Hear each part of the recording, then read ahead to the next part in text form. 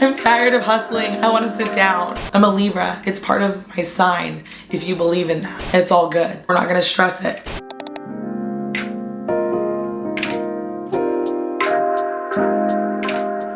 Hey guys, welcome back to the channel and Happy New Year. I can't believe it's 2023. I know it's cliche and everybody says it, but like the time is, it's fleeting. It flies by. I literally was sitting here 5 minutes ago making this exact video for 2022. Like, how has it been a year already? Does anybody else feel like that? Like time is just flying. Anyway, I'm grateful for a new year. Grateful for a fresh start.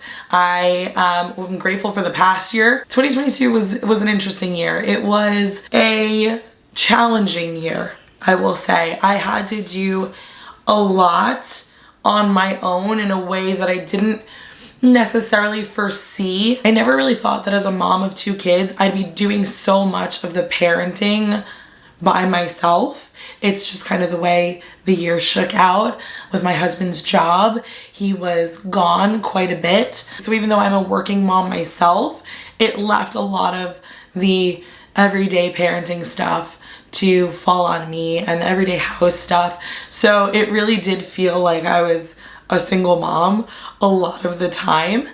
But that's taught me so much about myself.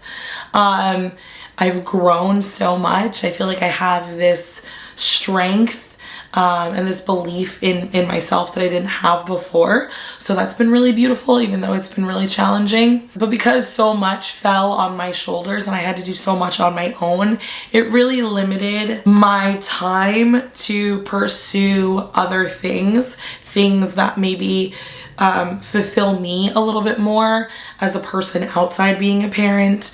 And so a lot of the goals that I set for myself kind of were unrealized. I didn't get to fully achieve them. I will say one of my goals for 2022 was to read more, and that I managed to do, and I'm actually very proud of myself. I think I read 14 or 15 books total in 2022. So that was a big deal. I've never done that. In the past, I've been lucky if I finished like 2 books in a year. So I really prioritized that and I enjoyed it. And my time reading kind of became like my me time. But a lot of my goals to kind of have more me time or romanticize, you know, my day-to-day life, regular date nights and stuff like that, that was a lot harder to achieve in 2022. In 2023, I want to set my goals differently though, and I'll get into that in a second. But before I get into that, I want to kind of speak to how I have been doing it in the past. And that's that I pick like a few priority categories in my life, and that's like personal, financial, family, and kind of marriage. I kind of lump that as like one priority, and then like work goals. And in those goals, I will pick 2, maybe 3 like large goals that I want to achieve kind of per category. And then I set actionable plans for each to help me achieve those things. I kind of learned that at my corporate job. It's kind of how we set our goals for the year.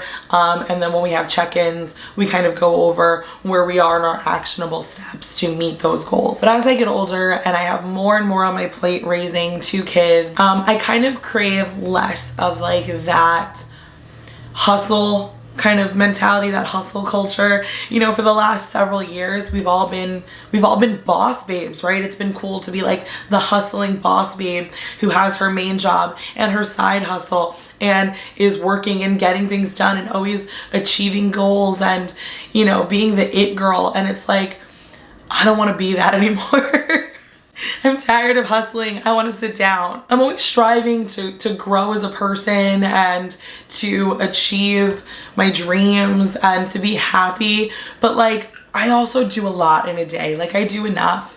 I kind of want to try something different this year where my overall kind of goals or like theme for the year is kind of more relaxed and I'm not as strict about them. But month by month, I'm setting these shorter term goals that support the long-term things that I would like to achieve in a year. This idea kind of came to me because I was thinking about In the past, I used to do Whole30 every January, and Whole30 is really tough. It's paleo, but it's like even, I think, a little bit stricter than paleo. It's a great reset, especially after the holidays when you're eating, you know, lots of sugar and drinking more and all of the things. I started doing it as a reset, and then I continued to do it every January because I liked the challenge. It's really, really difficult, but I would remind myself when it'd get really hard, I'm like, it's only 30 days, Lorianne.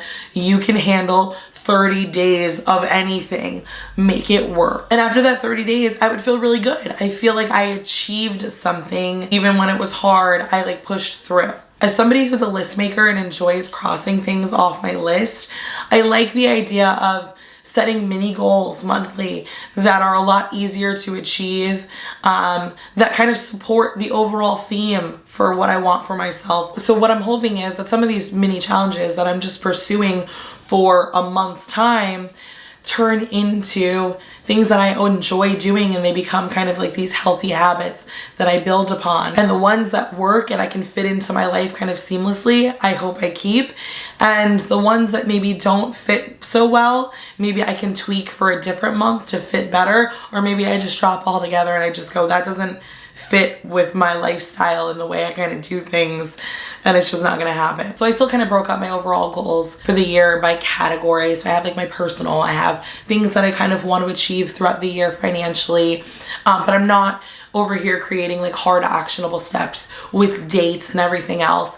My monthly goals will try to support those overarching goals for the year. So one of my goals, which ends up being a lot of people's goals, is to improve your health and maybe activity level. For me, I really want to boost my activity level because I am sedentary quite a lot of the time, and as I get older, I feel it in my body that my body just doesn't move the same way it did when I was 25. And in order for me to continue to be comfortable in my body with my joints and my muscles and everything else, I need to be moving them more often. Health and being more active is a very vague goal. Throughout the months of the year, I'm going to create those mini goals that support that. Like, I like to personally do Weight Watchers when I'm trying to watch what I eat and be healthier and maybe lose some weight. Out of all of the diets and kind of like food lifestyle changes, that tends to be the one that I am able to work into my life the most seamless, and the one that I enjoy doing. It doesn't feel restrictive, and I don't feel deprived of things. I might say that my goal for the month is to have 20 blue dot days. So for anybody on Weight Watchers, you know that like when you've eaten a sufficient amount of points for the day, you get a blue dot. If you haven't eaten enough, or you've eaten maybe too many, the dot stays white. The blue dot day means that you've essentially had like the perfect kind of eating day according to your WW plan. So I'm not saying I need to have a perfect month of all blue dots.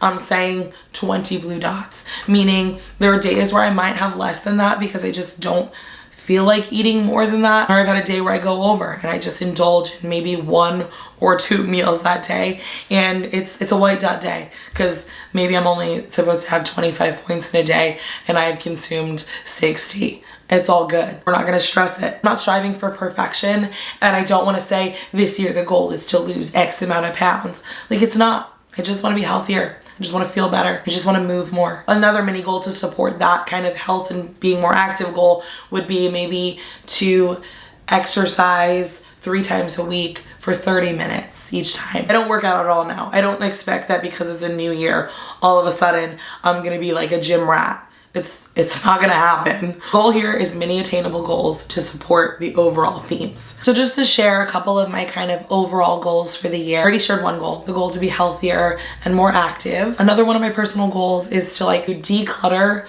organize, and have like cleaning systems for all aspects of like my home and my life. Now, this is a project I started several months ago that I've been working on little by little, building healthy habits, and I have been enjoying it, and I have been seeing the benefits of having these systems in place and having these routines in place. And it's something that I want to continue in the new year and build upon and really get going for just like all facets of my home and life. Another one of my goals, and this one I feel like is a weird one, but it's kind of a fun one for me, and it'll be fun for me to pursue throughout the year, is to create more aesthetic environments and items throughout my like home and life. We've been living in this home for over a year now. And when we first moved in, we literally had a brand new baby, a newborn and a toddler. And the goal was to survive within the walls of our home. It wasn't really to spend a whole lot of time decorating. This fall and this holiday season, I really kind of amped up the decor. So we went from having like pumpkins and fall decor right into having Christmas decor. And then right after Christmas, we took everything down, put it all away, and now our home is barren. The best way to describe our home is just sterile. And I never really noticed it before, but after having all of like the fall decor and then the holiday decor, it feels just weird. It just feels uncomfortably plain. And even Mike said it, he's like, I feel like our walls are just white. The goal this year is to little by little, because it would be very expensive to do it all at once.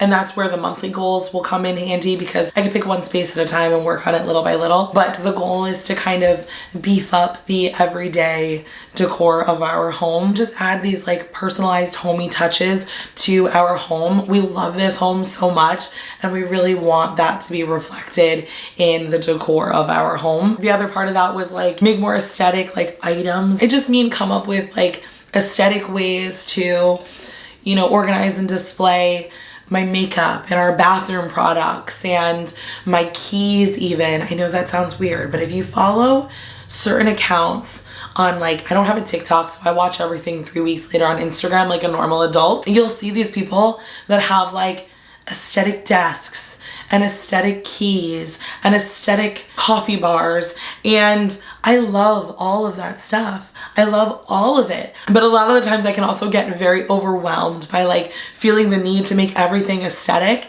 and doing things little by little, month by month, will help me kind of slow down and focus on one thing at a time, instead of getting overwhelmed by like, I have to make everything aesthetic and beautiful. Like I can pick one thing a month and work on that. And that kind of helps my squirrel brain stay focused. And I know it sounds silly to be like, you want aesthetic keys? You want an aesthetic coffee corner in your kitchen? Yes, I do. I know it sounds weird, and it's not for everybody, and a lot of people don't care about those things, and I love that journey for you. But I have always been somebody who really focuses on aesthetics, and the look of things and the vibe that things give off matters to me. It makes me feel good about the space I'm in or my things, and I just like it. I'm a Libra. It's part of my sign, if you believe in that. It's weird, I don't believe in astrology most of the time, but some of it I feel like is so spot on. Some financial goals that we have, I want to pay off some debt. We have like, you know, car debt and stuff like that. I'd love to pay off like 25% of our debt, pay that down and get closer to just like living a debt-free life. That is my overall goal. Like I essentially want to live debt-free. I realize it's very normal to have certain kinds of debt in our society. It's very normal to have student loan debt. It's very normal to, you know, lease your car or to finance your car, big purchases, your home, things like that. But obviously not having those things frees up your money, frees you up to do a lot of other things, and that's the goal, right? We also want to save for a vacation. We haven't fully figured out whether that's a family vacation or just a mom and dad vacation. I think mom and dad could use a vacation, but I also really struggle with the idea of going away without my kids, because I just want to experience everything with them. And then there's also some home improvement projects that I'd like to start saving for. I don't think we're going to achieve those in this year, but I'd like to start saving the funds for them. And then for relationship and like family, I would like to get Mike and I to a point where we're doing more regular date nights. It's really hard for us because our family is our babysitters, but our family also watches the kids during the week while we work. And so, you know, you don't really want to ask your mom, who's already watched your kids Monday through Friday while you've been working your 9 to 5 or whatever, to watch your kids on a Saturday night. Like, she needs time off too. So we try to reach out to family to watch the kids only when it's like a really special occasion like an anniversary or one of our birthdays, or if we had to go to like a wedding or something, and not for just like the regular, you know, evening out. We really do need to find like a local babysitter that we trust that we can leave the kids with for a date night. So that's probably on the agenda, but also just like even amping up the at-home date nights, because I really do believe in the power of an at-home date night. I'm kind of a homebody in general, so I like that, but making them more special and more fun would be great. I'd say the goal for 2023 is like bi-weekly date nights. Maybe like one at home and one out a month. That would be ideal. I think the other goal for 2023 is not to bring home a third baby. I don't know that we're quite ready. If it happens, then it happens. So we will make ourselves ready, just like we have at every other point in our lives. I think the goal for 2023 is going to be to figure out how to grow our family next, whether that's going to be adoption or infertility, and then maybe pursue that in 2024. So now that I've kind of gone over with you my overall kind of goals and themes for the year, I want to share what my January kind of monthly challenges are that are going to support those. I have 4 this month. The first one is to read one book. I think that I'm going to read, I've heard good things. I want to watch the movie, but I'm not going to watch it until I read the book. And my mom read it and gave me her book. She had a hard copy. I normally read on my iPad, but I have the book upstairs, so I just haven't gotten around to reading it. I think I'm going to spend January reading that. My next goal pertains to my wellness journey, and that is to have 6 Blue Dot days a week on WW. For me, who's done this program plenty of times, I know that that's very doable for me. And that kind of leaves me with one day where I can kind of do whatever, whether I want to, you know, consume more or less. It's up to me, and I can have that day. The next monthly goal is a tough one, and it is that I'm making January a no spend month. I've never heard of a no spend month. I've done this before. It is very challenging. It is a month where you spend no money on anything that isn't a bill or an essential expense. In a no spend month, there is no going to Target and grabbing things that are not on the list. A no spend in January is perfect, especially after the holidays, where you've just spent tons of money on gifts and all the other things that come along with the holidays. My last monthly challenge goal is to declutter and organize one space in our home. The overall theme for the year is to just continuing to evolve and grow as the woman, wife, and mother that like I want to be. And that's kind of vague, and that's kind of the way I want it to be, because, you know, your life kind of takes different directions sometimes as the year goes on. And I kind of am just looking forward to making changes and making healthy habits, but at a pace that feels attainable, and figuring out what works and what doesn't work for me and my lifestyle through these monthly challenges, and feeling a sense of accomplishment every time I end a month completing my monthly challenges. I feel like because I'm doing monthly challenges though, I have to continue to share, and I feel like that would help me from an accountability standpoint. So maybe at the end of the month I wrap up and do like a recap of how I did with my, you know, January monthly challenge, and then I kind of share what my February monthly challenge is going to be. I think that may be the best way to do that. Stay tuned to see how I do, I guess. I hope you guys had a great holiday season. I hope that you are excited for a fresh new start in 2023. Know that I am wishing you a prosperous new year filled with health, wealth, happiness, and relaxation. We don't need to hustle. You can relax. You can achieve growth and chill out. It's called working smarter, not harder. Anyway, I hope you guys liked this video. If you did, you can give it a thumbs up. You can leave me any questions, comments down below. Don't forget to subscribe for more videos from me throughout the year. And I will see you guys in the next one. Bye.